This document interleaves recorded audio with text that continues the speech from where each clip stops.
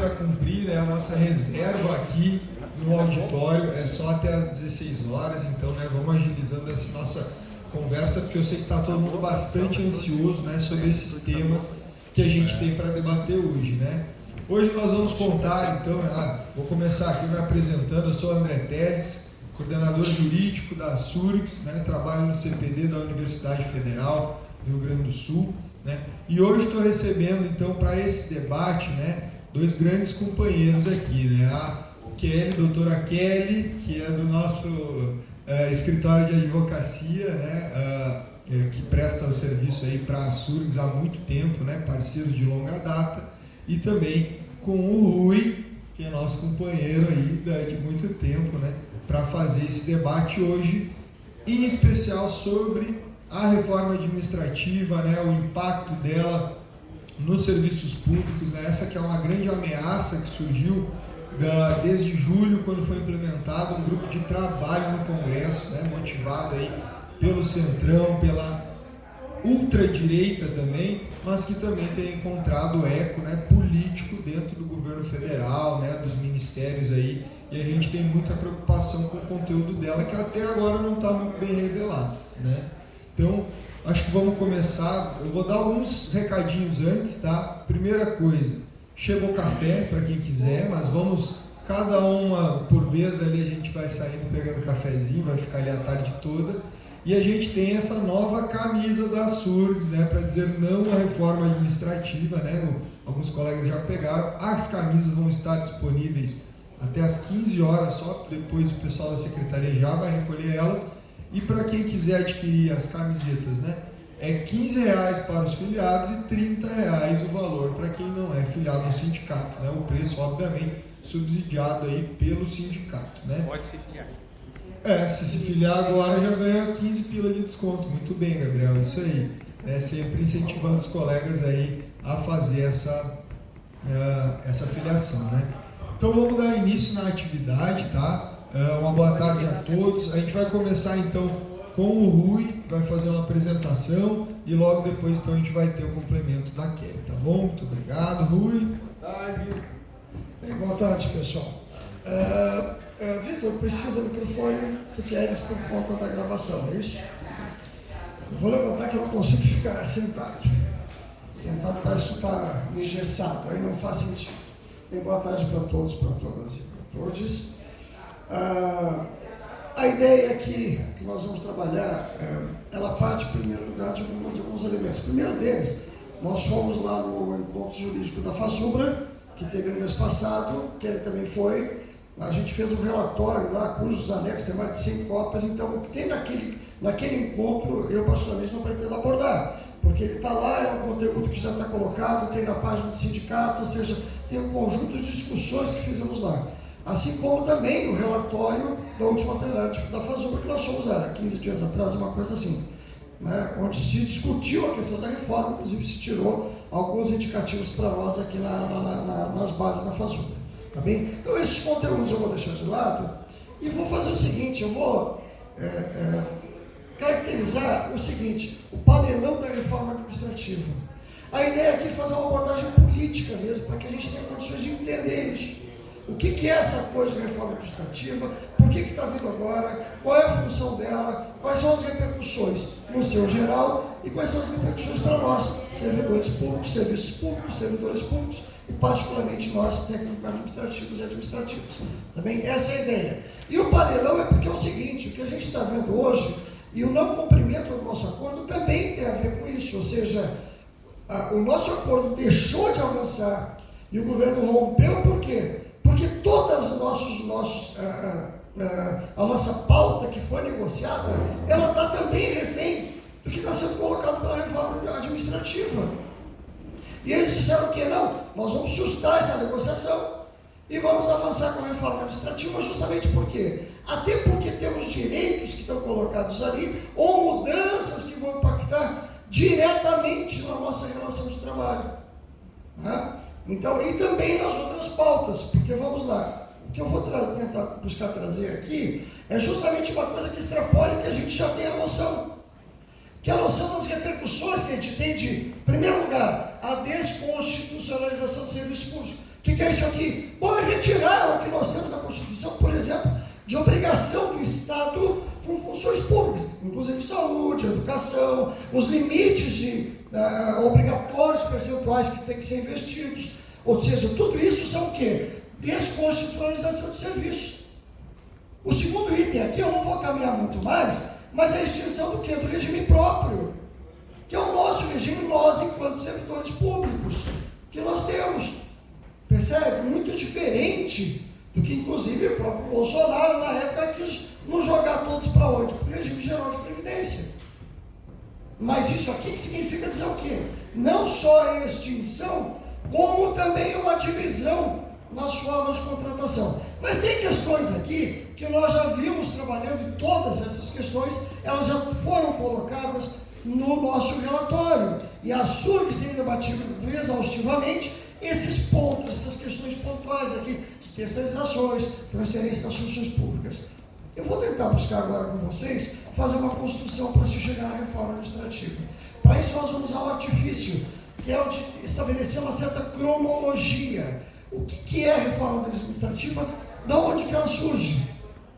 Tá bem? O que os movimentos para isso? O que a gente vê? Bom, tem um evento que não dá para dissociar, que é a própria Revolução Industrial, que acontece lá no século XIX, onde as grandes teorias econômicas, particularmente, aquelas representadas por Adam Smith, os grandes debates de Marx e Engels, Ricardo, que disseram o quê?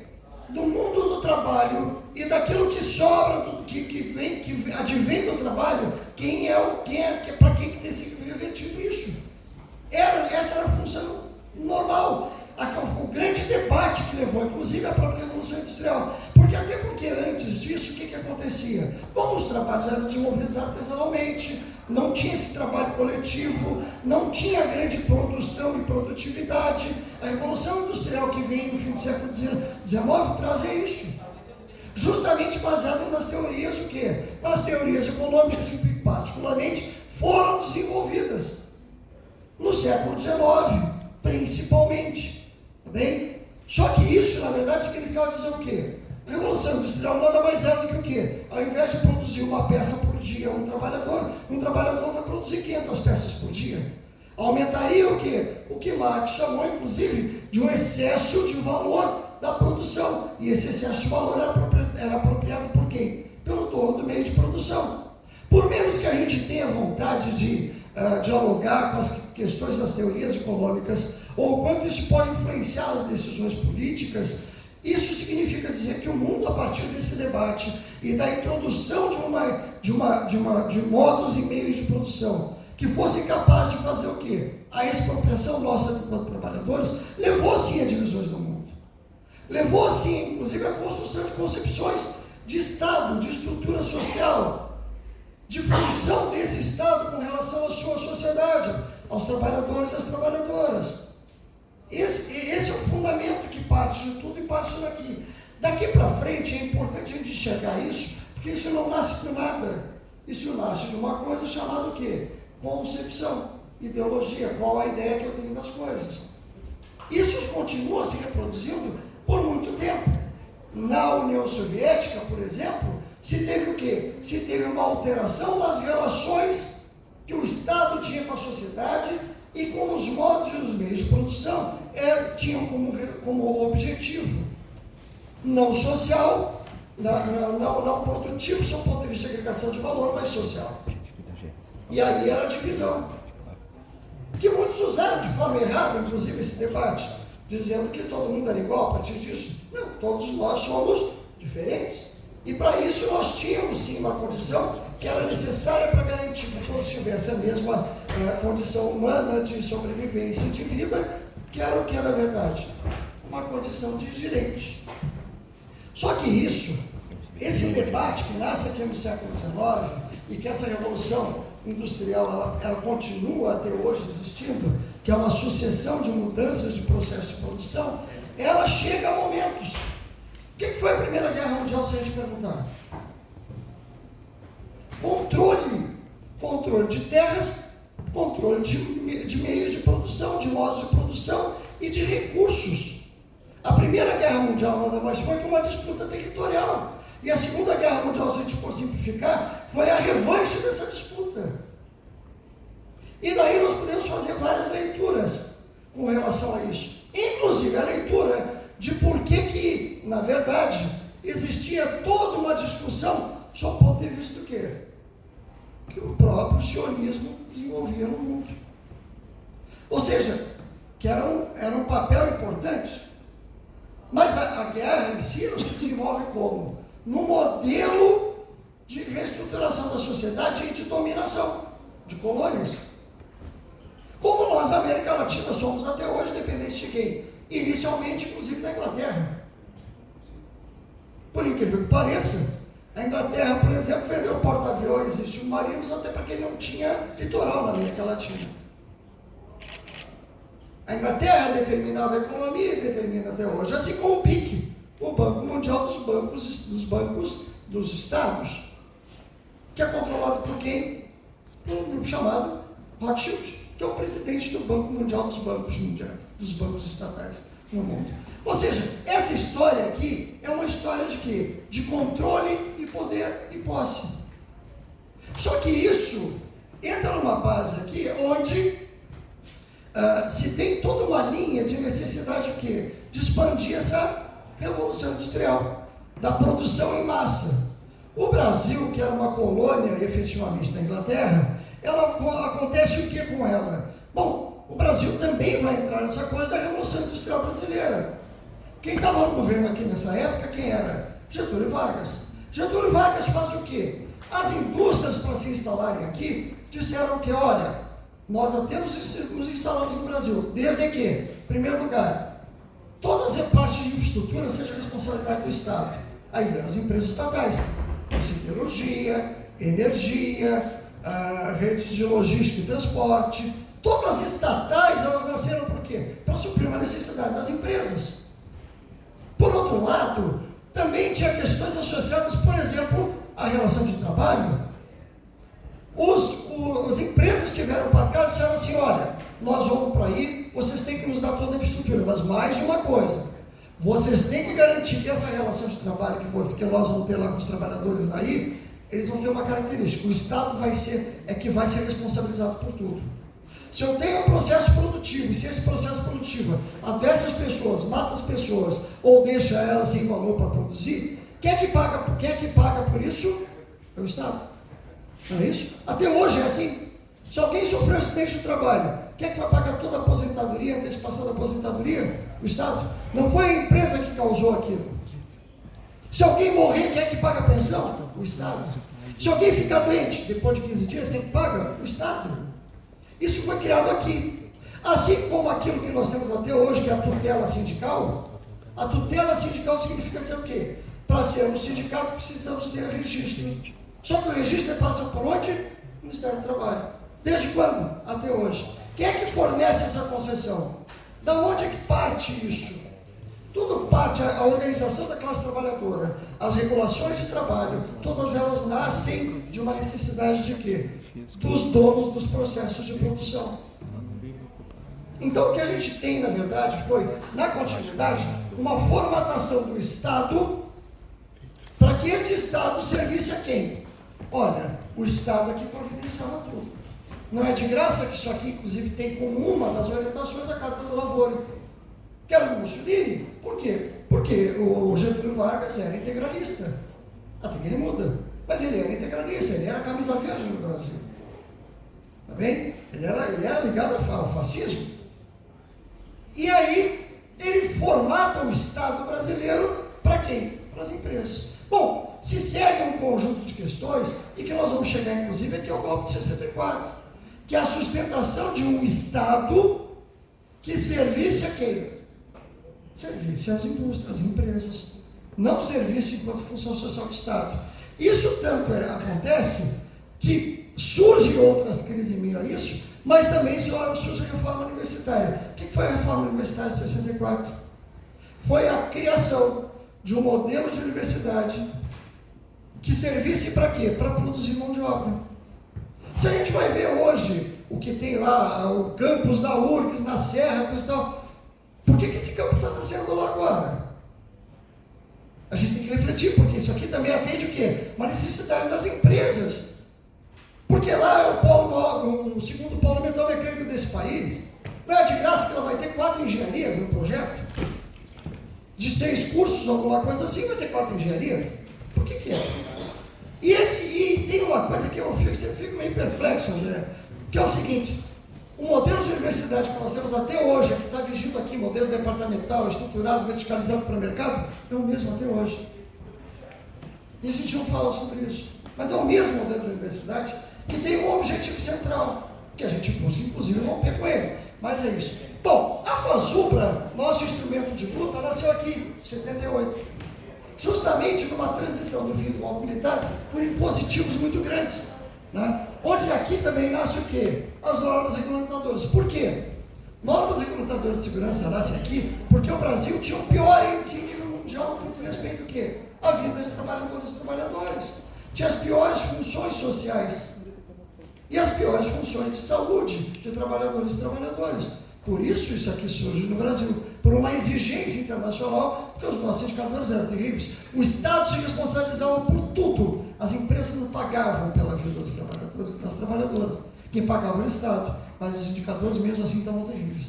Bom, o que acontece é que nesse movimento aqui, há uma resistência popular sim, que tensionou até que nós conseguíssemos chegar hoje na Constituição.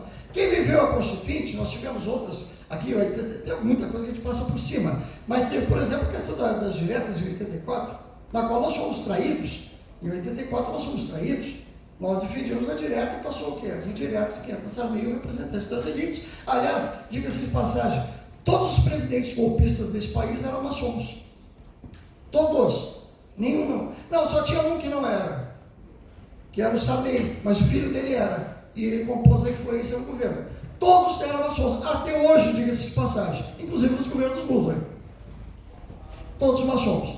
O que significa dizer a linha a linha política que se colocava. Mas a Constituição de 88, nós conseguimos, com luta, a partir de um movimento muito vigoroso de enfrentamento durante o golpe e de revitalização no fim dos anos 70, onde se forçou inclusive a abertura, embora um momento de nova república de democracia controlada, se conseguiu fazer o quê?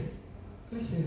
E a partir disso, inclusive, nós, da SUS, criamos nosso sindicato aqui, em 1990. Em setembro de 90, nós forjamos o sindicato porque a Constituição de 88 garantiu direitos para trabalhadores, que nós até então não tínhamos, e mais do que isso, inclusive da nossa própria condição de organização sindical a partir de 88.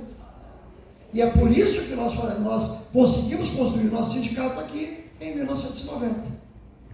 Quem estava aqui na época, a Tônia estava lá em Pelotas, Glória estava trabalhando aqui, as pessoas viram mudar isso. Porque até aqui, inclusive os regulamentos de Estado, eram regulamentos completamente manipuláveis, vamos dizer assim. E a gente já vai ver isso. Agora, veio a RJU, institucionalizou alguns direitos, mas a luta por direitos se deu aqui na Constituição. E o RJU veio o quê? Veio consolidar os direitos para quem? Para servidores públicos. Não era só essa a intenção, mas também para servidores públicos. Nesse estado de coisa, aqui eu vou chamar a atenção só para isso. Glória, por favor, clica ali para mim no link que não está aparecendo aqui, mas está aí. Nós, em 92, tivemos aqui na SUS o que eu considero a maior greve de todas, que foi a greve O Gato Comeu. Quem é que estava aqui naquela época? Não sei se alguém... Eu acho que só a Glória estava aqui, em 92. Nós, inclusive, trouxemos esse cara aqui. Nós fizemos shows na Esquina Democrática. A nossa greve em 92 foi uma greve que começou quase sem ninguém. E que se estabeleceu de uma forma, nós éramos 11 na coordenação, estabeleceu de uma forma muito dura. E foi uma greve nacional. Tu estava em Pelotas, né, Tônia? Então tu lembra dessa greve de 90. Mas aqui foi uma greve muito forte, até porque nós tínhamos instituído um sindicato. A SURS era seção sindical de um sindicato. E os servidores e as servidoras, nós nos organizávamos sindicalmente. Aqui nasce uma luta, e eu fiz questão só de botar isso aqui, talvez me chame de saudosista, mas tá bem, tá bom? Eu gosto muito de lembrar quando a gente fundou o Sindicato de Setembro de 90. E gosto de lembrar das grandes greves também que a gente encontra no movimento sindical. Não que não se tivesse movimento antes. Em 84 teve uma greve poderosíssima. Poderosíssima. Glória participou aqui. Eu não sei quem mais aqui participou da greve de 84, mas assim, eram greves poderosíssimas. Nós arrancamos o Búlcrice, não foi isso? Nós conseguimos fazer, por exemplo, que a Absurg se tornasse, inclusive, a Surgs Associação, já com o estatuto sindical. E depois fundamos o sindicato em setembro de 90. Graças a direitos, pode voltar por favor, né? Graças a direitos que nós conquistamos onde? Aqui na Constituição. Nós avançamos nos direitos. Direitos que buscavam enfrentar um Estado controlado por quem? Por todos aqueles que eram os donos dos meios de produção. O que acontece daí para frente? Bom, quando entra Fernando Henrique, quando entra Collor de Mello, que começou essa linha de mudança do papel do Estado, e a gente já vai ver isso, e entra aqui, o Fernando Henrique conhece quais são as primeiras coisas que ele faz. Em primeiro lugar, a intenção original era distribuir o serviço público. A gente dizia que era o Estado mínimo que estava em jogo. Não era bem isso, hoje a gente consegue entender, mas que era o Estado mínimo. E então ele fez o quê? A primeira coisa que ele fez para nós, por exemplo, foi o quê? Extinção de cargos, terceirização. Aliás, terceirização que no Brasil as centrais sindicais não conseguiram barrar e usaram uma coisa terrível, que foi adotar a lógica de que pode terceirizar para atividade meio, mas não pode para atividade fim. Não existe atividade meio e atividade fim. Trabalhador da limpeza atividade meio? Não. Sabe por que não? Diz isso lá no bloco cirúrgico, a senhora ou o senhor que limpa o chão lá, se eles são atividade meio. Se o médico pode ser muito bom, mas se aquele negócio estiver mal feito, não estiver bem higienizado, o que acontece com o processo de saúde? Já era.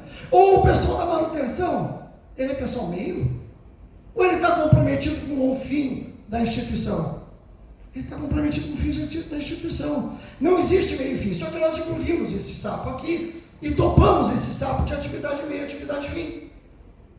E as centrais sindicais do Brasil também se venderam para isso. Não teve nenhuma que não fez isso. Tá? Se quiserem, tem link aqui, a gente pode ir para lá. E aí, bom, começou aqui essa coisa. Só que aí se avança muito. Teve a reforma da Previdência, reforma universitária. A reforma de Previdência de 2003 foi um horror. Porque ela literalmente destruiu uma função da Previdência para o servidor público. Em todos os níveis desse país. Para as universidades no mesmo ano, introduziu um projeto de universidade que era o projeto de universidade que o Banco Mundial mandava. Em 78, tem um documento do Banco, em 98, perdão, tem um documento do Banco Mundial de Washington que dizia como tinha que ser as universidades do país terceiro mundo. E em 2003 foi adotado isso aqui no Brasil. E é o que introduziu, sabe o quê? Os papers, os quales, o peso de produção. Quanto mais produz, mais o professor ganha. Quanto mais artigo publicar, mais o professor ganha. Produtividade e qualidade. Os dois indicadores que o Banco Mundial orientava as universidades do país terceiro mundo.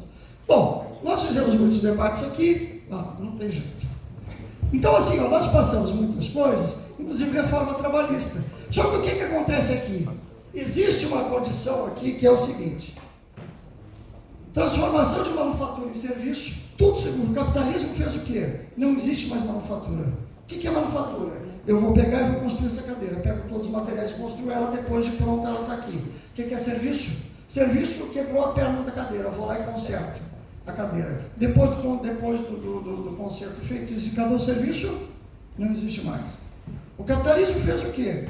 Nós vamos transformar tudo em serviço, porque com isso eu posso transformar o que eu tinha antes de custo fixo em custo variável. O que é isso? Custo fixo é aquele que eu pago sempre. Custo variável não. A terceirização é uma forma de facilitar o quê? O custo variável na contratação de pessoal para trabalhar. Ou seja, tudo isso aqui tem a ver com uma condição que foi colocada. Só que aqui, eu pelo menos de forma didática, coloco uma divisória. Até aqui, as elites queriam que o Estado brasileiro fosse reforçado para seus interesses. Depois dessa linha, a redução do Estado para garantir os interesses privados. Por quê? Porque aqui a ideia é eles ocuparem, inclusive, as funções públicas, transformando direitos em mercadorias. E a reforma administrativa, o projeto de reforma administrativa, vem cumprir esse papel de redução do Estado. Bom, a questão central aqui é o seguinte: seguinte, essa reforma administrativa que transfere as funções públicas para a empresa privada, ela faz o que? Ela transforma esse serviço em mercadoria. Só para lembrar aqui, quem não lembra ou não conheceu, tem um decreto que está válido até hoje, que é o decreto de reforma administrativa do Castelo Branco de 67. Leiam, está aqui o link. Essa apresentação vai estar disponível. Se vocês olharem para ela e olharem para o que está sendo conversado hoje, os termos da reforma constam até arcabouço. Tá bem? Só para a gente ter a noção do que a gente está falando, porque a gente está falando uma reforma hoje, no status de hoje. Está ali o link. Só que isso tudo, quando ela for privada, vai ter uma coisa que eu não vou poder explicar tão rápido, que é o que as empresas privadas querem. Elas querem ter matéria-prima, salário, elas querem ter um conjunto de condições, e essa mercadoria aqui, que antes era serviço, vai se tornar o quê? Um produto. Se tu quiser andar de carro, tu vai ter que pagar imposto. Se tu quiser andar na estrada, tu vai ter que pagar pedágio. Se tu quiser saúde, tu vai ter que pagar plano. Se tu quiser, é tudo assim. E essa reforma não começou hoje. Porque essa transferência de serviço público para mercadoria, é o que a gente tem visto. E é isso que eles querem agora também com a reforma administrativa. E o pior, que da mesma forma como aqui se terminou com o servidor público estatutário, agora também essa proposta de reforma administrativa diz o quê? Agora vai ter tudo CLT, pior que isso, vai ter trabalhador temporário, pior que isso, tem os caras, tem um monte de porcaria aqui no meio, que estão sendo defendidos. Então a reforma ela é isso. Agora, se eu for comparar ainda com o que vem para a educação, os indicadores são piores ainda com o que está sendo investido. A reforma, desinvestimento em educação também é reforma. É isso que nós temos que entender. Tá? Desenvolve a questão da comparação, 1,55% do PIB é o máximo que se chegou à arrecadação, e cada vez está descendo mais ainda os investimentos do Estado com educação. Como diz a própria auditoria cidadã, o ano passado tivemos 2,55% de investimento que foi arrecadado. Olha aqui, ó, deveria ser investido quanto? 18% pela União. Não foi, não quer. Pior que isso, eles estão dizendo o quê? Eles querem terminar, desvincular a saúde e a educação, por exemplo. Maldade disse isso quantas vezes? Eles não querem nem o mínimo. Percebe? Então o que a gente tem que ver aqui é isso. Bom, para nós, enquanto relações de trabalho e setor público, várias alterações por conta dessa mudança dos conceitos, de modos de processo, meios de processos. Tá? Abordar as questões que tem a ver com relações de trabalho, referencial jurídico, isso aqui já era, não existe mais regime jurídico hoje desde dezembro. Desde dezembro não existe mais. A emenda constitucional 19, que era que o Fernando Henrique colocou lá no passado, década de 90, que foram os piores momentos da nossa universidade, pelo menos que eu vivi, e acho que os que estavam aí antes também, terminou a RJU. Agora é RJ só. E CLT. E não precisa nem reforma, porque isso já está vigindo. Assim como o trabalho temporário. Então, várias questões associadas às relações de trabalho são mudanças estruturais que estão sendo colocadas para nós. Já estão sendo colocadas para nós. E mais do que isso, nós ficaremos aqui uma repercussão imediata nisso aqui. Os ativos, nós vamos ter mais de um regime de relação de trabalho, de previdência e de relação de trabalho. E nós, aposentados, que eu aposentei, já estou um ano e meio aposentado, depois de 47 anos de carteirinha, tá bem? O que acontece aqui é isso aqui, ó. Nós vamos estar presos aqui, por enquanto, daqui a pouco isso aqui vai virar outra celeuma. E uma outra coisa pior, sem isonomia. Aliás, isonomia essa, que desde a época do Fernando Henrique já queria terminar com a isonomia entre servidores ativos e aposentados, particularmente no MEC, que é onde todos nós estamos colocados enquanto folha. Há horas que eles querem fazer isso. E todos nós um dia certamente seremos aposentados, quem não é vai ser.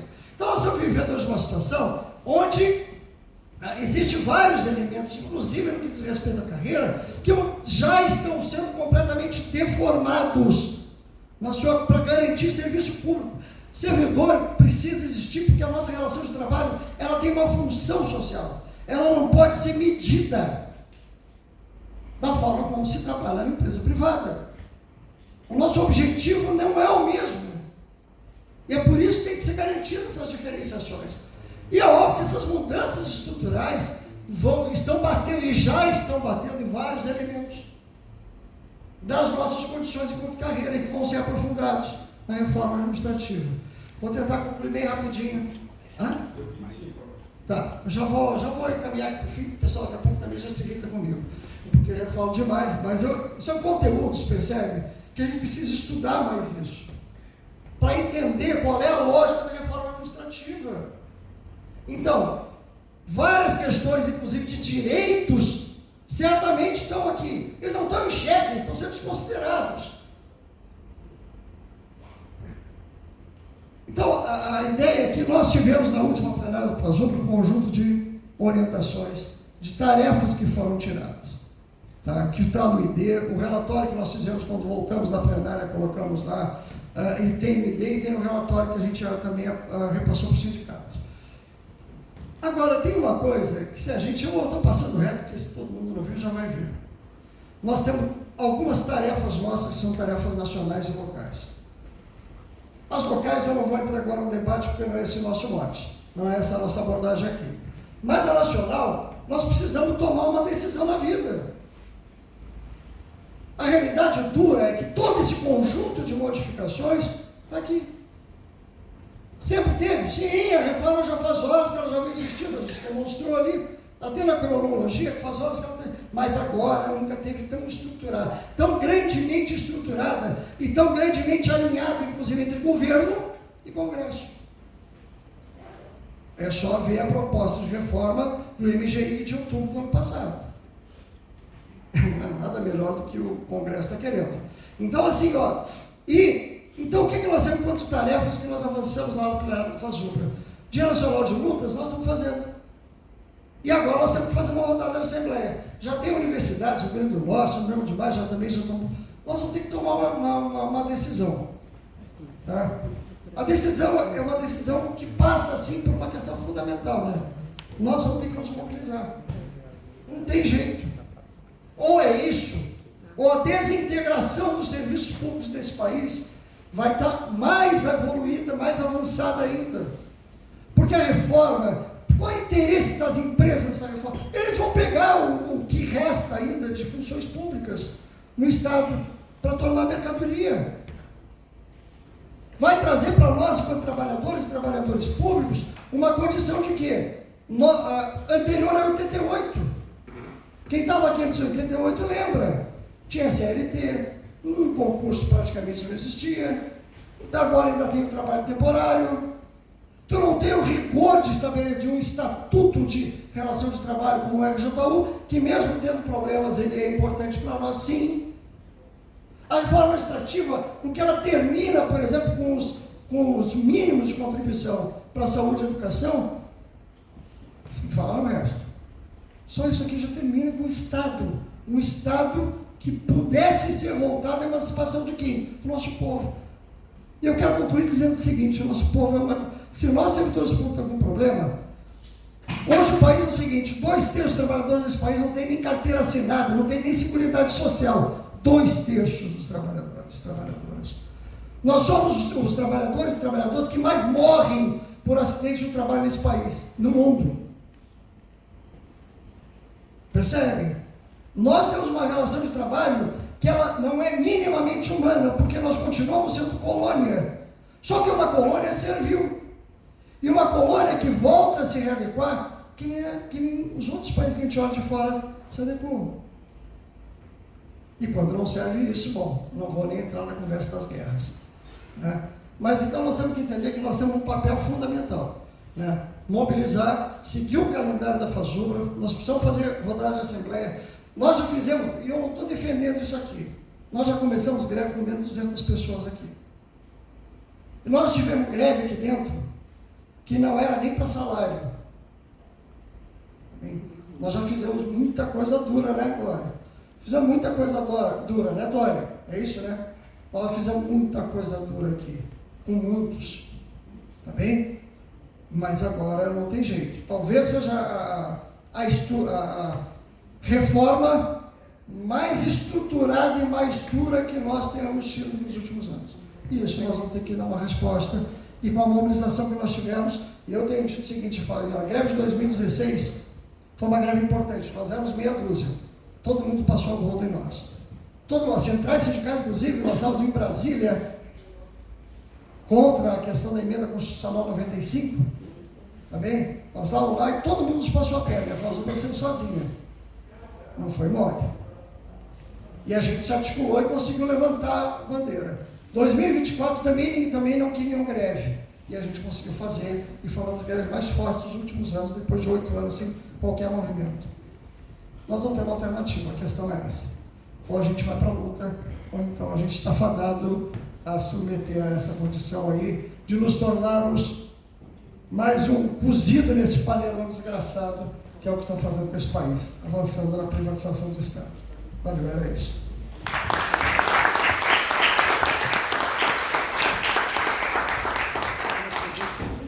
Muito obrigado, Rui. Grande apresentação. Agora, então, a gente vai passar a palavra para a Kelly. Ela tem considerações a fazer também sobre a reforma administrativa. E, se der tempo, a gente também comenta sobre a nota técnica que saiu aí, né? Para dar tempo aí até às 16 horas a gente conseguir liberar esse nosso auditório, tá bom, pessoal? Kelly, a palavra é sua.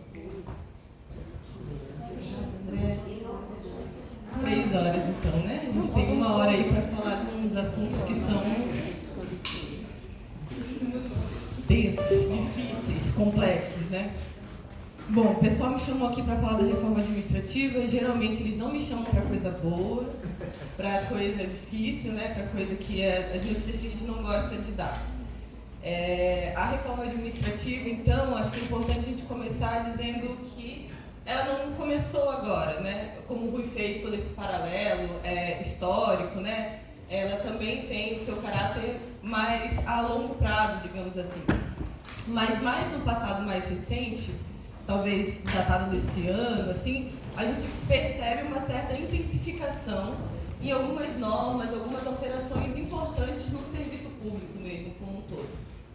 E aí eu preciso fazer um alerta para vocês que eu não estou aqui, e eu acho que faz sentido discutir teses jurídicas com vocês, né?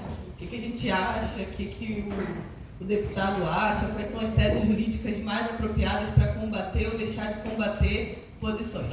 Acho que o meu papel aqui é instrumentalizar vocês, desvendar por trás de todo esse juridiquês que existe, de todas as palavras difíceis que existem, o que está em jogo nessas alterações legais, né? E nessas alterações estruturais que estão vindo por aí. Então, a atenção que eu chamo uma fala um pouco para a gente conseguir entender o que está vindo por aí. Com relação à reforma administrativa especificamente, é um pouco mais difícil ainda, porque a gente não tem nada muito palpável, a gente não tem papel da reforma administrativa. Ao mesmo tempo que ela parece uma assombração, assim, que está vindo, ela não é um boato mais, né? Ou nunca foi, na verdade. Hoje a gente tem uma discussão na Câmara de 3 horas e meia, que foi difícil assistir inteira, mas que deu elementos legais e suficientes para a gente discutir o que tende a vir por aí da reforma administrativa. Mas é isso, preciso ressaltar para vocês que não tem nada escrito, assim, divulgado sobre a comissão que está montada para discutir a reforma administrativa, sobre o que vem por aí. Mas parece que é muita coisa. O relator da comissão, o deputado Pedro Paulo, já disse que são 70 pontos que a reforma vai abordar, ou seja, 70 pontos é bastante coisa, é mesmo uma das maiores que a gente enfrentou nos últimos períodos, com 3 eixos principais. Tem uma confusão ali se são 4, se são 3. Na minha avaliação, ali, pelo que ele apresenta na fala, são 3 pontos principais e que dentro desse terceiro ele dá um enfoque ali para os privilégios, porque sabe que é um pouco do que convence, chama mais atenção, né, do que auxilia na concordância ali com o conteúdo da reforma. Então, por que eu falo que é importante a gente olhar para esse passado mais recente da reforma administrativa? Porque algumas medidas importantes já foram aprovadas e já estão em andamento. O fim do RJU ele é fundamental para a gente entender algumas coisas, né? O STF, esse STF que agora está fazendo esse julgamento importante, que está todo mundo acompanhando, declarou constitucional o fim do RJU. Isso quer dizer o quê? Não precisa mais terem servidores somente estatutários, efetivos no serviço público. A gente pode ter seletista, pode ter contrato temporário, pode ter um monte de coisa. isso, de certa forma, era uma das grandes debates da PEC 32, para quem vai lembrar lá. A PEC 32 foi a primeira tentativa de reforma administrativa no passado, que foi, né, deixada de lado, que agora está sendo reapresentada aí pela comissão com outras características. Essa PEC 32, então, né, deixada de lado a partir disso, se reapresenta com essas novas características, mas agora com algumas, digamos assim, alguns caminhos já superados pelo STF. O STF ele adiantou alguns passos importantes que a Câmara, o Senado precisaria aprovar e acabou com o RJU, assim, sem nenhuma grande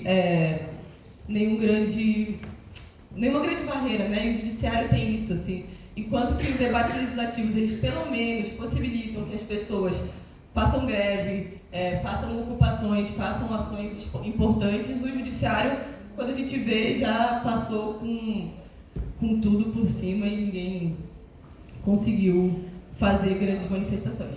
Mas é isso. Além disso, o que mais está rolando? Está rolando o decreto do estágio probatório, que fez alterações importantes, que já está sendo implementado na universidade para todo mundo que entra a partir de agora, que é uma alteração significativa no processo de concessão da estabilidade, né?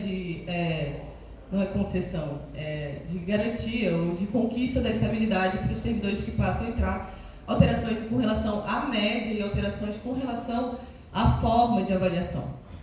Eu acho que vocês aqui da universidade, vocês têm, por características da categoria mesmo, por histórico de luta da categoria, vocês conquistaram características importantes a serem preservadas que precisam ser diferenciadas do resto do funcionalismo público, né? Não porque são melhores do que os outros, mas porque são garantias que acabaram sendo conquistadas que outros setores não conquistaram.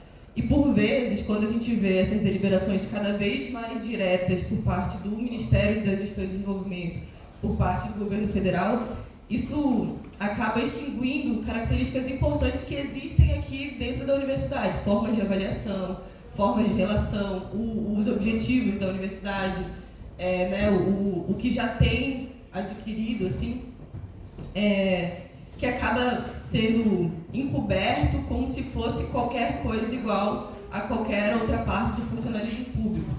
E aí, nesse sentido, eu penso que o ataque para vocês pode ser ainda mais sentido, assim, principalmente com relação às formas de avaliação, a alienação do trabalho, aquela coisa toda que a gente discute quando pensa alterações de como se produz, né? A reforma administrativa, ela traz, assim, pelo menos na fala do relator, uma discussão bem importante sobre produtividade. Eles falam isso permanentemente, assim, né? 3 objetivos da reforma administrativa. Primeiro objetivo, cidadão. Segundo objetivo, a produtividade. Terceiro objetivo, os resultados. O que são esses objetivos? O que a gente fala quando fala de produtividade? Acho que primeiro é limpar esse caminho que existe uma disputa no que é produtividade, né? Produtividade que o que parece vir dessa comissão é uma confusão entre produtividade e intensificação do trabalho, assim. Intensificação do trabalho é uma coisa, produtividade é outra. Produtividade não é ruim necessariamente, né? Produtividade pode ser trabalhar menos, entregar mais. Entregar mais a partir do quê? Desenvolvimento de técnica, desenvolvimento de forças produtivas, ou seja, tecnologias, etc. Agora, estranho falar em produtividade se a gente não fala em aumento de investimento. Como é que a gente melhora a produtividade de um país, ou de um setor, ou do Estado brasileiro, sem falar de mais investimento? Nesse caso, me parece que é só a intensificação do trabalho. Porque se não tem investimento em condições que possibilitam a ampliação da entrega, do resultado, o que a gente está falando? Os trabalhadores vão ter que trabalhar mais, adoecer mais, intensificar mais, não necessariamente entregando melhor. Porque é muito permanente na discussão da reforma administrativa uma questão de quantidade, né? Não relacionada necessariamente à qualidade daquilo que é apresentado, assim. Então, acho que é importante fazer essas diferenciações porque faz parte de uma disputa de concepção de trabalho, inclusive, né? Concepção de trabalho, de como se trabalha, do que produz, de como se produz melhor. Porque acho que essas avaliações de desempenho, a coisa da bonificação que está vindo por aí também, parte de uma compreensão que a competição entre os trabalhadores produz melhor do que a cooperação. quando a gente institui, por exemplo, um bônus, né, de eficiência, a gente está partindo de um pressuposto que a competição entre os trabalhadores é melhor do que a cooperação. E acho que isso tem grandes divergências teóricas de conteúdo a respeito disso, porque, na prática, a ausência de cooperação na produção da vida, do trabalho ali, pode, inclusive, geralmente produz o seu efeito inverso. Então, acho que é importante entender que a discussão que está em torno disso, porque quando a gente olha a fala ali do relator, como a gente não tem um papel para contrapor especificamente o que vai vir, a gente olha na fala do relator e tem coisas que parecem muito interessantes, assim, num primeiro olhar, né? Aquela coisa do canto da sereia, tem isso? Que coisas que, por exemplo, vem a bonificação do serviço público, né? Daquele que é melhor e etc., às vezes parece ser sedutor, mas acho que é importante a gente não se enganar com isso. Assim. É uma reforma significativa que está vindo por aí, é uma reforma grande, e tem muita gente interessada nessa reforma. Assim, né? Tem gente com projeto para essa reforma, e não somos nós, trabalhadores. Eu fui olhar a discussão na Câmara, e aí depois da apresentação do relator, muitos convidados foram convidados a falar. E aí eu notei que tinha uma organização específica que chama Movimento Pessoas à Frente, que fez várias falas nessa relação da Câmara, assim, nessa apresentação. Mas várias mesmo. Os deputados não puderam se apresentar, mas acho que foram 4 falas de pessoas que se identificaram. Eu sou parte do Movimento Pessoas à Frente. Movimento Pessoas à Frente, movimento. E eu... Quê? O que seria? Fundação Lema. E eu falei, mas que coisa, nunca ouvi falar, estão aí aproveitando, estão falando da reforma administrativa numa proporção, estão participando da comissão da reforma administrativa, né? Com o acesso direto, provavelmente já tem um relatório que nós não temos, provavelmente, participaram diretamente. Aí eu fui olhar o site, quem somos e tal, eu olhei lá para baixo, mantenedora, Fundação Lema, eu falei, entendi de onde está vindo não só a participação, o interesse, mas o poder para estar perto da comissão na hora de fazer essa discussão. Então, gente, assim, tem um debate jurídico legal para fazer, mas acho que o debate jurídico precisa ser feito olhando para esse lugar de da onde que isso está vindo, né? Com que contexto conjuntural, histórico, político, social, etc. Porque juridicamente, pelo menos é da minha concepção do direito, eu acho que o direito tem que ser justo para os trabalhadores, não necessariamente coerente, assim. Então, às vezes o pessoal pergunta, mas para esse pode, para esse não pode, é assim mesmo. Os trabalhadores podem e acabou. Mas é de um lugar de entender o direito que, às vezes, precisa ser desvelado, assim, né? Tanto o conteúdo, as palavras, os objetivos, etc. Aí, especificamente de pontos importantes desses eixos, que são a reforma administrativa, para a gente entender. Eles separam desses objetivos e separam em 3 eixos principais lá, né? Gestão e governança. Primeiro eixo, então, gestão e governança. Segundo eixo, transformação digital. E terceiro eixo, RH público. Tá? A gente vai entrar um pouquinho em cada um deles para a gente entender o que cada um deles significa. Mas é gestão e governança, transformação digital e RH público. Aí eles estão colocando o combate aos privilégios ali como um 4º eixo, mas pelo que eu entendi da fala do relator, isso está dentro do RH público. Seria uma parte do RH público a questão do combate aos privilégios. Então, um 4º eixo que, na verdade, está dentro ali da terceira parte. Né? Então, vamos lá. Essa questão da gestão e governança, né? Eles fazem alguns planos de exigir em 180 dias da eleição um plano executivo para os eleitos governadores, prefeitos, etc. Sobre o que vai ser feito durante o mandato, então é uma questão mais de organização ali, que vai durar os 4 anos de mandato, o que vai ser feito com a dotação orçamentária específica. Um segundo ponto, né? As metas para esse governo de gestão, para esse ponto de gestão e governança seriam a discussão dessas metas com relação ao plano executivo. Eu não sei se é parecido, não deu para entender, se é parecido com o que vocês têm do plano do PDI, não sei se é. Porque ele fala, inclusive, na relação assim, tem muitos setores que já fazem esse tipo de coisa, etc. Mas pode ser diferente, de novo, estou repetindo para vocês. Isso aqui é com base na fala de apresentação do relator da comissão que está discutindo a reforma administrativa. Então,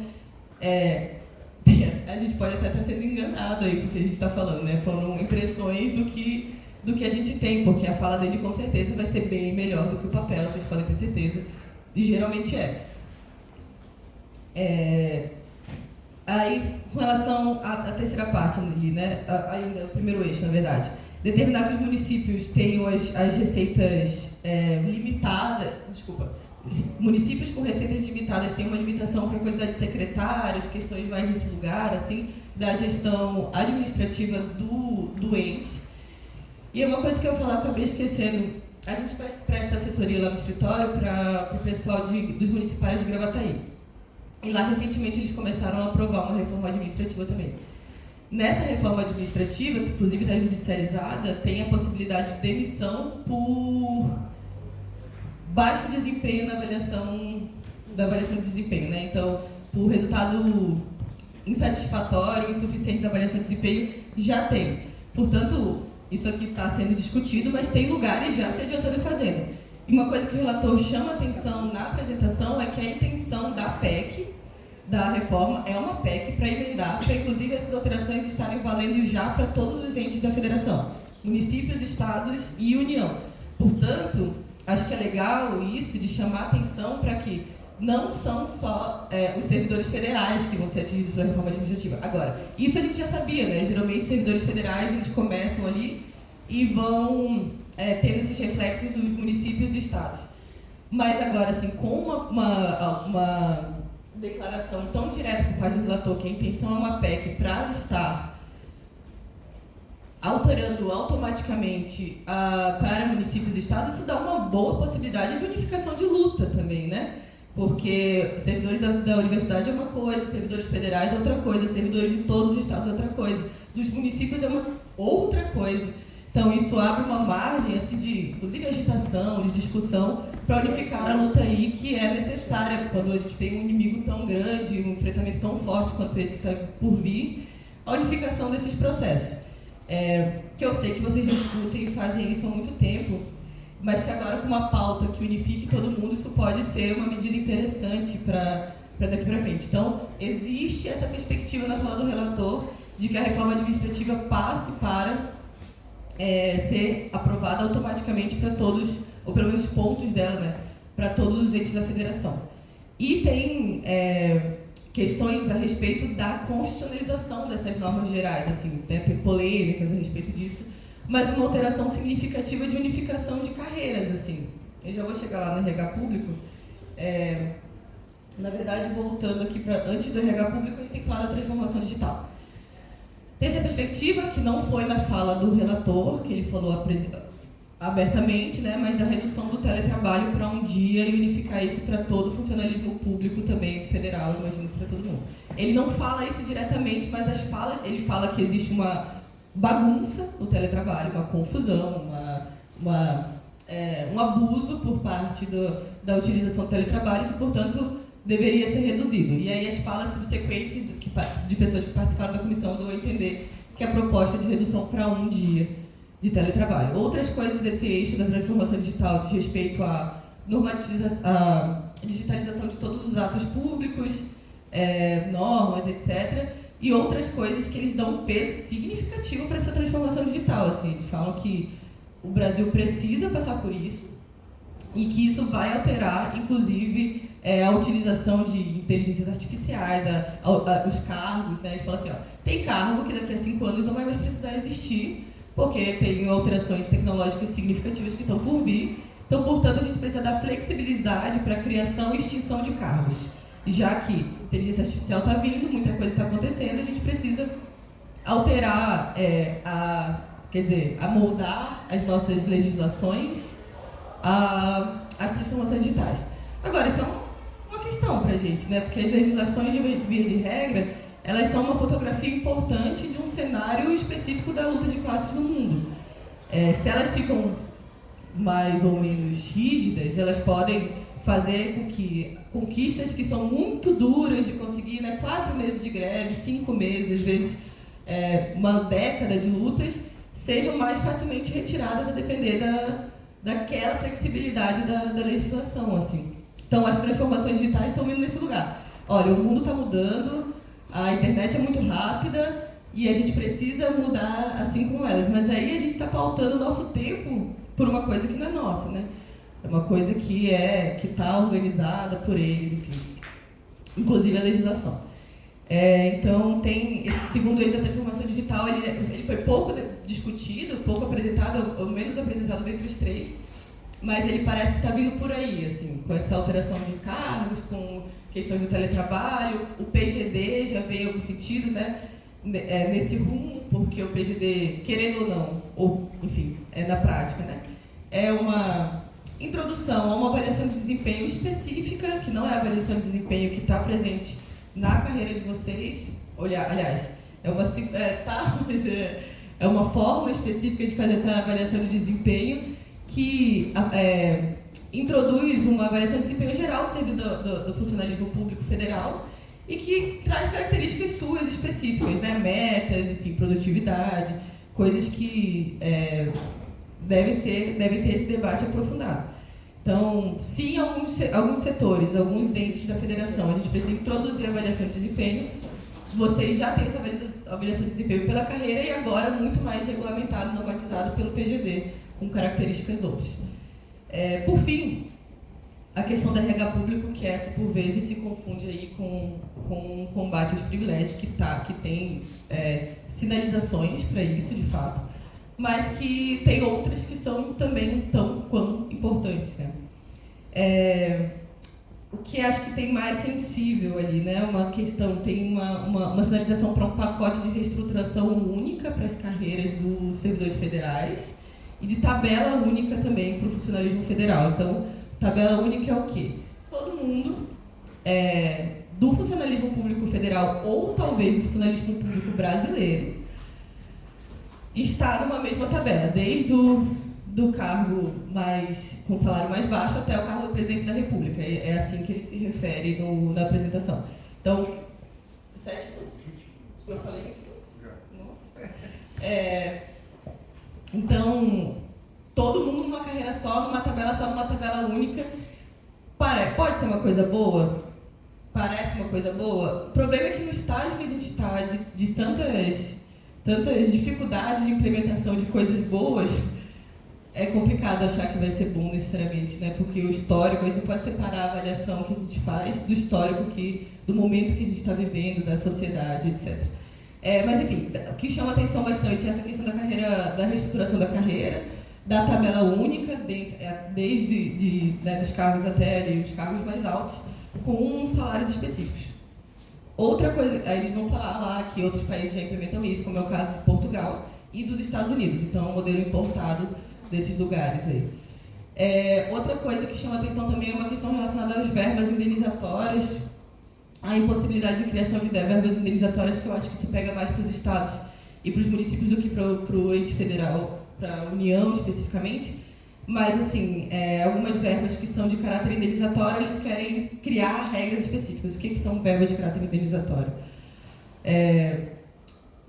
Vale transporte, auxílio alimentação, coisas desse tipo, assim, que eles vão chamar lá, né, e muito entre aspas, de penduricários. Por fim, mais nesse aspecto ainda do RH público, daí falando especificamente dos privilégios.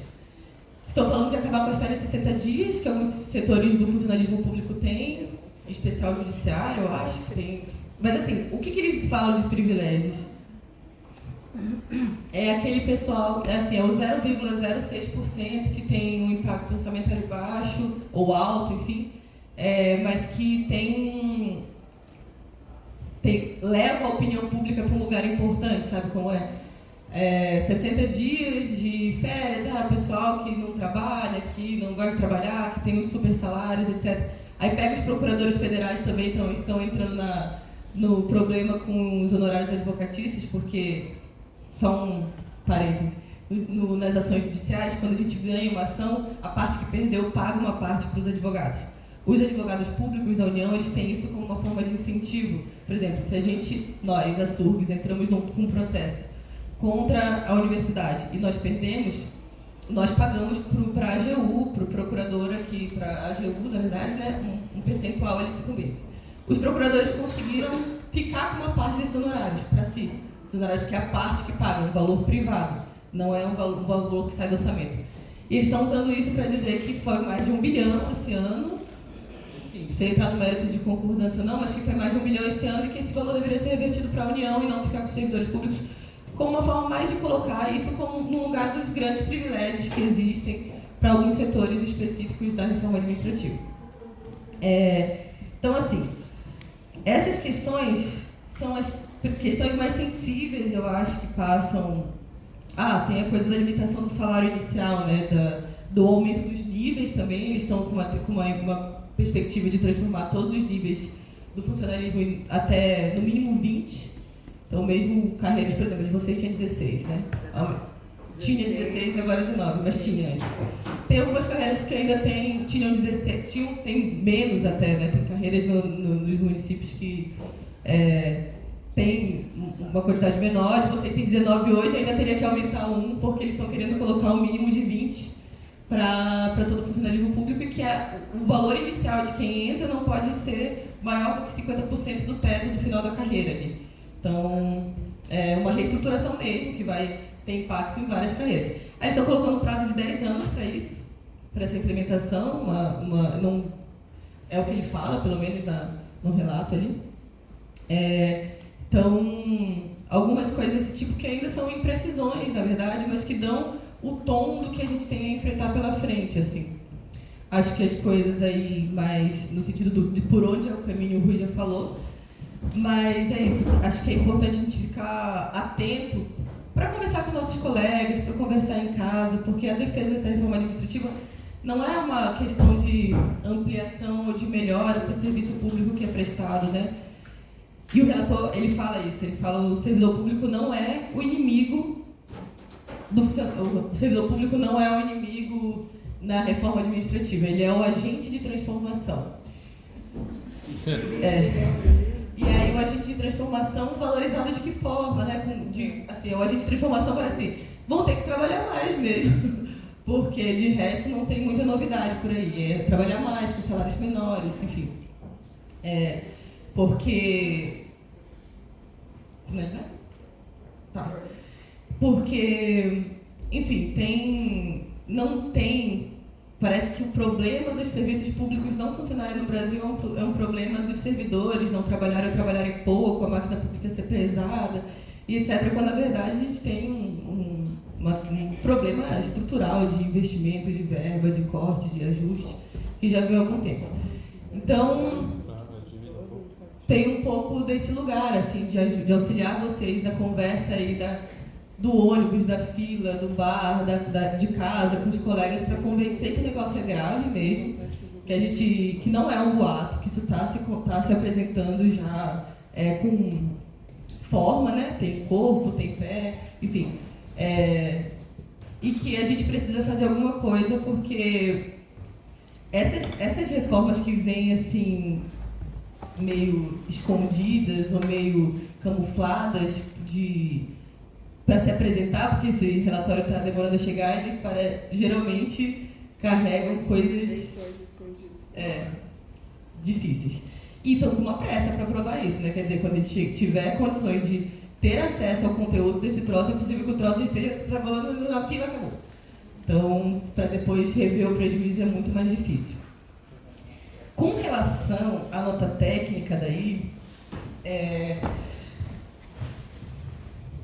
quanto tempo a gente tem? Deu 27 agora do que ela fala. Tá, eu vou dar uns 5 minutos de contexto geral. Tem 25 slides, acho que a gente consegue. Não, com relação à nota técnica, o que está acontecendo, gente? Só para vocês entenderem aí, porque eu acho que ela está um pouco mais nesse sentido também, da gente entender o que está em jogo para a gente ver como é que a gente se posiciona, se articula, se organiza e tal. Eu não vou conseguir apresentar para vocês todas as características da nota técnica, assim, né? Qual que é a intenção desse slide? A intenção desse slide era apresentar um pouco da posição que veio a partir da nota técnica. Primeiro, para a gente ver se a gente está entendendo a mesma coisa, porque as interpretações são diversas, assim. Vamos retomar.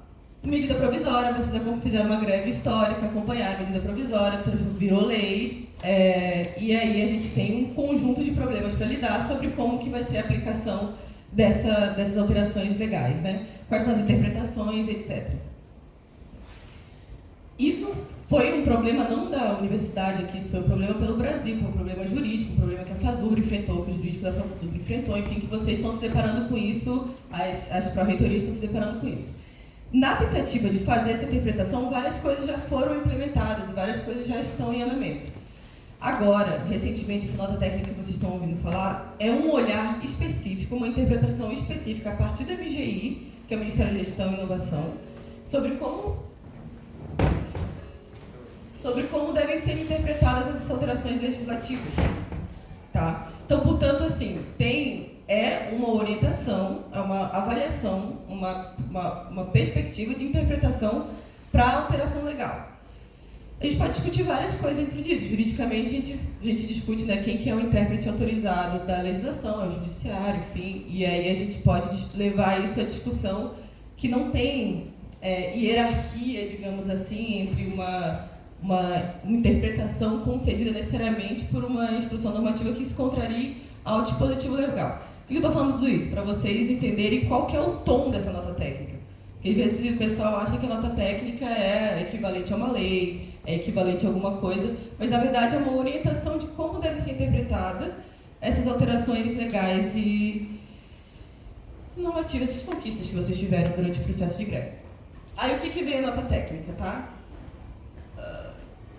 Isso aqui é a tabela de vocês. Porque daí tem isso, assim, ó. Vocês tiveram os reflexos no contra-cheque, vocês tiveram reflexos importantes, mas, assim, é bem importante saber se as pessoas entenderam o que aconteceu nessas alterações. É difícil que as pessoas entendam. É difícil entender, né? É difícil entender porque não é, assim, a carreira de vocês quem pega no primeiro momento. Quem está chegando agora, principalmente o pessoal que é mais novo, é difícil mesmo, porque tem um conjunto de características ali que são legais, que não são explícitas, assim, né? E não são muito comuns, inclusive, a outras carreiras, como do setor privado e etc. Mas é isso, essa foi a alteração que aconteceu numa carreira que tinha, né, os níveis de capacitação e a progressão por mérito, que foi verticalizada, é esse o nome, né? Verticalizada, ou seja, deixou de ter os níveis de capacitação e agora o que existe... Como? O que existe é uma aceleração de capacitação.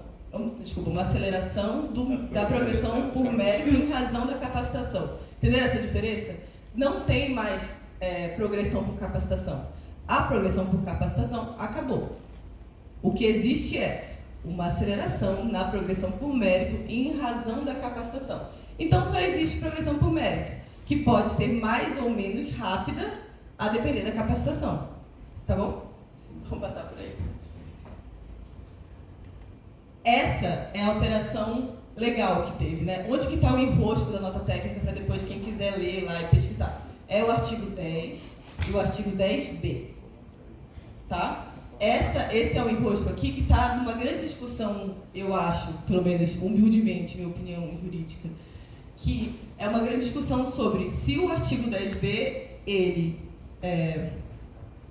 não é extingo, ele acaba com a eficácia do artigo 10. Em quais pontos, de que forma, se ele tacitamente, ao ser aprovado, invalida as determinações do 10º artigo. Vou passar por isso rápido, mas isso tem implicações significativas ali na regulamentação do processo de capacitação, inclusive, etc., né? Do que vale, o que não vale, e etc. Mas essa discussão sobre o que é a interpretação que a nota técnica dá, depois a gente vai ver lá, é que o 10b, ele só não invalida... Eu estou esquecendo a palavra, como é que é?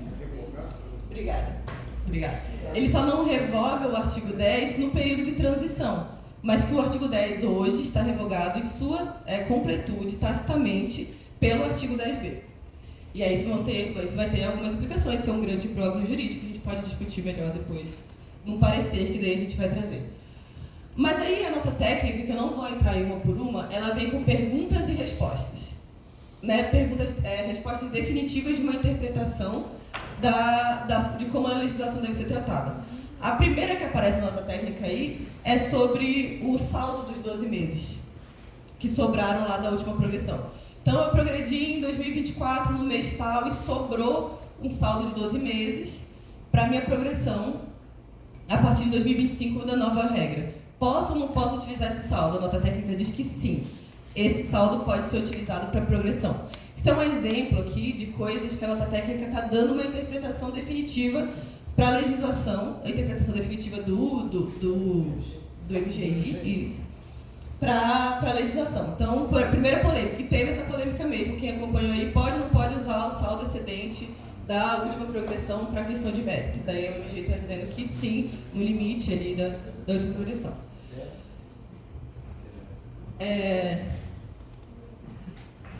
Com relação aos níveis ali, né, se para fins de aplicabilidade do Instituto de Aceleração da Progressão por Capacitação pode considerar que o servidor que já tenha alcançado os níveis pode ou não pode automaticamente acrescentar 5 anos de efetivo exercício para cada nível alcançado. O MGI fala que sim, que pode utilizar. Qual que é o grande problema nisso aí? Os cursos. Mas não pode reaproveitar os cursos que já foram utilizados. Então, tu ganha a possibilidade, pelo menos foi a interpretação aí, lendo a nota técnica que eu tive, né? A gente pode discutir se essa interpretação está correta ou não. Mas tu pode ganhar no interstício, então os 5 anos estão, mas não pode utilizar os cursos que já foram utilizados. Portanto... Com base em quê? Na lei. Que não pode usar os cursos. Diz na lei. Que não pode? Que o evento só pode ser usado uma vez. Mas num dispositivo, não no outro. Então vai contar Gente, duas capacitações. eu não vou falar agora, mas a nota técnica do MEC, que não está sendo tratada aqui, Sim. defende isso que vocês estão dizendo. Só precisa esclarecer. Aliás, elucidar. Qual que é o argumento ali da nota técnica, então? Sim. Deverão ser computados 5 anos de efetivo exercício do servidor para cada mudança de vencimento decorrente de desenvolvimento na carreira pelo antigo Instituto da Progressão por Capacitação. Parágrafo 5º dispõe que, para fins de aceleração da progressão por capacitação, cada evento deverá ser computado uma única vez. Qual que é a discussão jurídica que tem por aí? E a regra de transição? E para quem já estava na carreira?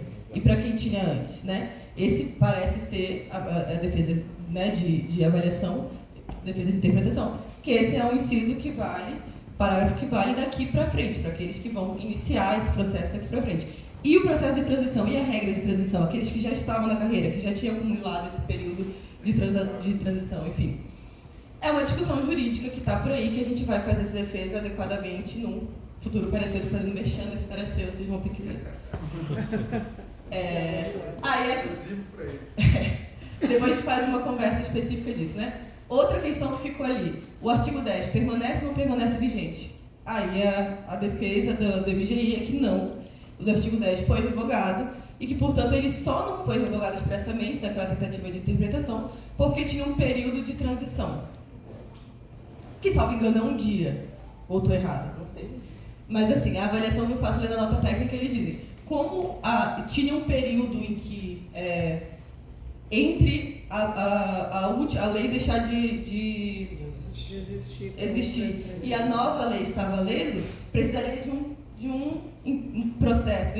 Por isso não podia revogar expressamente o artigo 10, portanto ele foi revogado tacitamente por não estar mais em vigência a progressão por capacitação, e sim só a aceleração. 2 minutos eu fecho. Enfim, tem coisas aí a discussão sobre o somatório de carga horária, que é bem importante também. Eles falam que não tem mais a necessidade de carga horária mínima de 20 horas. Para cada capacitação, para cada elemento da capacitação, daí pode ser menos de 20. Isso. Uhum. Não tem mais obrigatoriedade de carga horária mínima, e não tem mais os níveis com relação essa tabela está revogada também tacitamente pela alteração no Instituto, né? O que a gente tem agora é o nível de classificação A, B, C, D e E, exigências diferentes ali de cargas horárias. de capacitação agora. Para qualquer aceleração de capacitação, sempre vai ser exigido, por exemplo, 150 horas, diferente do que era antes, do nível 1, 2, 3, 4. Terminar. Fins, sem considerações, etc. Agora sim, com relação ao somatório de carga horária, o que o MGI diz, né? Pergunta-se lá na nota técnica. É possível o somatório de carga horária de ações de desenvolvimento realizadas pelo servidor, bem como o somatório de carga horária que excedeu a exigência da aceleração anteriormente realizada? Não. Não e não. É isso, eles vão dizer que não tem previsão legal. Se não está explícito na lei, não pode. Mas tem vários outros momentos que eles dizem que não está explícito na lei, mas é uma interpretação diversa, né? Isso é uma grande discussão assim, de interpretação de lei, hermenêuticas, coisas assim no direito. A gente vê por onde a gente quer fazer a interpretação. É bem comum essa discussão, esse tipo de discussão, né? Para finalizar bem rapidinho, tem várias coisas aqui. Não pode mais utilizar as cadeiras de mestrado e doutorado isoladas, então tinha essa possibilidade antes, uma previsão expressa disso, de utilizar como carga horária para capacitação, por exemplo, uma disciplina específica, uma coisa específica, não pode mais. E aí tem discussões a respeito do interstício aí, né, de quanto que vale o pagamento retroativo da progressão. Tanto questões relacionadas à aceleração da capacitação, porque agora tem uma exigência expressa para o requerimento e a progressão por mérito, a avaliação de desempenho, quanto o período retroativo, assim. Bom, aí ele coloca ali que a nova estrutura só produz efeitos a partir da LOA, que foi aprovada não, mas que passa a viger a partir do 1 de 2025. E como que vai funcionar para servidores que tenham ou não tenham completado os 12 meses da progressão? Quais são as interpretações possíveis? É isso. Aí tem a questão do teto, quem está lá no 16, no 1, no 2, no 3. Depois a gente pode conversar especificamente, porque eu acho que eu tenho menos de 1 minuto para finalizar. Só ver se eu não... Isso, daí aqui é importante, se pode ou não pode utilizar os cursos de capacitação desenvolvidos anteriormente. Ele fala que pode, por exemplo, eu fiz um curso de 150 horas antes do início da vigência dessas alterações, mas eu não utilizei para alteração da carreira. Pode ser utilizado, só desde que não tenha utilizado para capacitação. Tá? Então tem essa diferenciação, ver se foi ou não foi apresentado como uso. Aí o interstício, etc. Enfim. Alguém falou alguma coisa? Alguém quer falar alguma coisa? Então, terminando. É isso. Então, essa é a conclusão dada pela nota técnica ali. De que forma isso deve ser divulgado, nada, isso aí eu coloquei mais para a gente ter noção do que está ali. Então é isso, ó. O que a gente pode fazer? Eu comprometo a gente voltar a conversar especificamente sobre a nota técnica, daí com algumas considerações jurídicas. Mas o mais importante que eu acho que a gente tem que ter em mente é que é importante conhecer a carreira para negociar. É importante conhecer para saber o que defender e quais são as alterações que implicam ou não implicam derrotas ou avanços nesse processo de atualização da carreira. E é um exercício muito difícil, que a gente tem que pensar daqui a 5 anos, daqui a 10 anos, fazer cenários, formular possibilidades, etc. E para isso a gente precisa conhecer bem quais são as amarras dessas alterações. O que existe em outras carreiras, o que existe na nossa, o que a gente perde, o que a gente deixa de ganhar.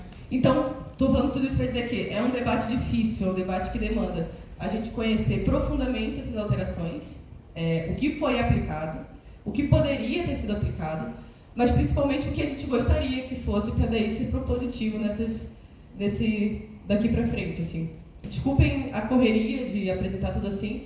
A gente consegue fazer isso de forma com mais tempo, de forma mais aprofundada, inclusive entrando em discussão.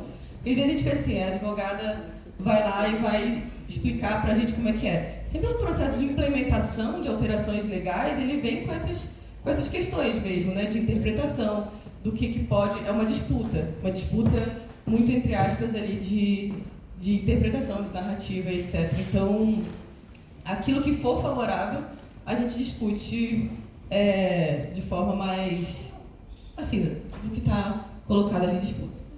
Obrigada, pessoal, e a gente fica para conversar depois e para outros espaços também.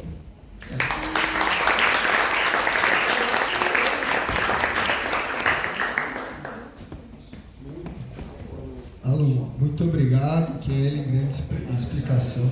Na verdade, aí, né, fazer a meia-culpa, né, a Kelly veio preparada para falar sobre a reforma administrativa, ela apresentou essa avaliação sobre a nota técnica, que é uma avaliação preliminar, que a gente já tinha debatido, né, entre a coordenação jurídica, a coordenação geral toda, com o escritório, né, para fazer essa avaliação preliminar, mas eu acho que é isso, né, cabe para um futuro próximo a gente fazer uma atividade específica sobre, né, a ameaça dessa nota técnica, né, que, como ela é embasada, inclusive, em pareceres da AGU, CGU, né, essas questões, pode ser que isso envolva corte dos benefícios que já foram pagados, né, por irregularidade, enfim, por ser interpretado como irregulares, e a gente fica sempre imaginando qual é o limite disso, né, se é possível chegar numa condição até de devolução de verba, né, o que a gente imagina, sei lá, é sempre o caso mais extremo, mas nunca se dá para tirar da perspectiva, visto o tamanho de ataques que a gente tem recebido, né. Eu acho que as apresentações do Rui e da Kelly, né, sobre a reforma administrativa, elas se complementam, né. O Rui trouxe um grande panorama histórico sobre a construção do serviço público, né, a construção dos nossos direitos enquanto trabalhadores e também a destruição deles, né, os ataques a eles. E agora a Kelly trouxe, né, eu acho que de maneira brilhante, aí, conseguiu apanhar todo esse monte de propostas que são muito abstratas sobre a reforma administrativa, que a gente não tem isso concreto, não tem um texto para poder se debruçar e analisar. A gente tem que ficar analisando o que o relator fala, né, o que as pessoas que compõem esse GT estão comentando nos corredores do Congresso, né? Então a gente tem que estar preparado e mobilizado, principalmente. Ítalo, como é que estamos de tempo? Já era? Tu acha que dá tempo de a gente fazer uma rodada de tirar de dúvidas do pessoal? Quando a gente conseguiu aqui, eles pediram para a gente não passar, porque eles têm atividade aqui depois. Não passar das 16 horas, Às porque... 15h30 nos deram até 16 agora. Eles têm atividade aqui depois. Bom, eu vou, então, assim, brevemente, né, eu vou abrir para quem tiver dúvidas mais pontuais a respeito disso, assim, vamos colocar pelo menos aí, então, 2 dúvidas aí, se o pessoal tem, se ainda não ficou esclarecido com o que foi apresentado, né, senão a gente se compromete, né, a Mari. Ele vai pegar um problema. Você não quer vir aqui na frente para aparecer na gravação? Por favor. Vai aparecer na gravação, rapidamente. Então, boa tarde, pessoal. Kelly, obrigada pela apresentação.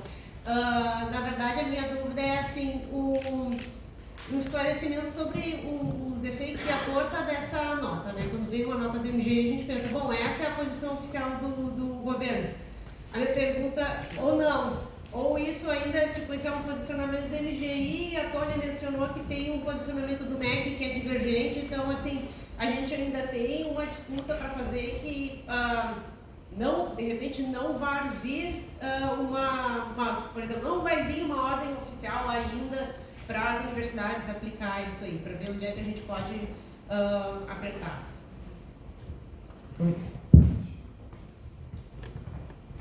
Eu respondo. Eu queria fazer um apelo na fala da Mariane, se ela me permite, bem rapidinho. É que eu acho que tem deliberações da FASUPRA em relação a isso, que eu acho que quem esteve na plenária também deve ter ouvido isso por lá, que é manter a posição da nota técnica do MEC, trabalhando com os reitores da Andifes e do CONIF e com o próprio MEC. Então, tem uma divergência interna no governo. A gente sabe qual é o poder de força do MGI e como isso trata de grana, sempre as coisas dele agora. A minha questão, eu vou tentar, agora eu vou tentar, sabe? A minha questão é assim, ó, entra na parada a questão de AGU, CGU, para vir para cima dos reitores que, na sua totalidade, implementaram a partir da nota do MEC, entra para cima também dos trabalhadores que receberam sem ter absolutamente nada a ver com o pagamento, né? Porque são análises também jurídicas, acho que vai ter o seu sentido para a questão. E a do MEC é diferente. Eu até pelo tempo, eu queria só fazer um adendinho, que é o seguinte: a gente defende que a aceleração seja aplicada também para os aposentados. E daí os aposentados vão, obviamente, usar os cursos que eles já usaram para capacitação, né? Porque se eles já tivessem mais cursos do que aqueles usados para capacitação, eles já teriam feito todas as progressões. Então, e também não podem fazer mais cursos a partir de 2025. Então, até por uma questão, né, de levar esse benefício para os aposentados, tem que defender com unhas e dentes que seja aproveitado os cursos já utilizados para capacitação, para progressão por capacitação antiga. Só esse ponto. Vamos lá, então. Sobre a força da nota técnica. Por enquanto, não é uma instrução normativa, né? Não tem uma força assim, impositiva, regulamentadora.